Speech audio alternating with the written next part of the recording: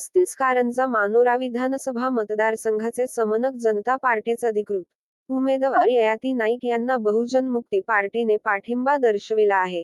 ययाती नाईक यांना बहुजन मुक्ती पार्टीचे समर्थन मागितल्याने आपण व आपले संघटन बहुजन मुक्ती पार्टीत साथ सहयोग करेल असा विश्वास ठेवून बहुजन मुक्ती पार्टी आपणास पुरस्कृत उमेदवार म्हणून जाहीर करत असल्याचे पत्रात म्हटले आहे। ययाती नाईक यांना मंगळवारी नोव्हेंबर 12 रोजी पाठिंब्याचे पत्र बहुजन मुक्ती पार्टीचे पदाधिकाऱ्यांच्या वतीने देण्यात आले। यावेळी बहुजन मुक्ती पार्टीच्या कार्यकर्त्यांची बहुसंख्येने उपस्थिती होती।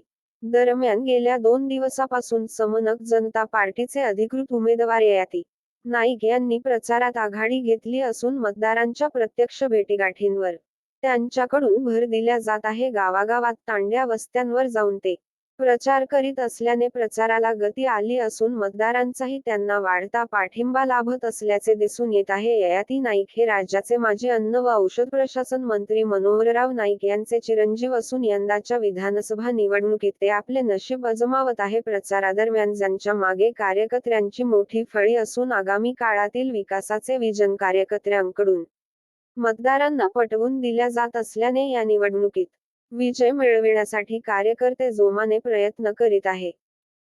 आज मी ययाती मनोहरराव नाईक इथे मी कारंजामध्ये ह्या विभागात उमेदवारी टाकलेली आहे।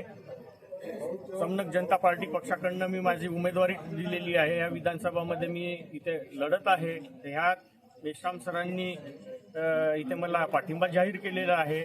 मी त्यांचा खूप खूप आभारी आहे।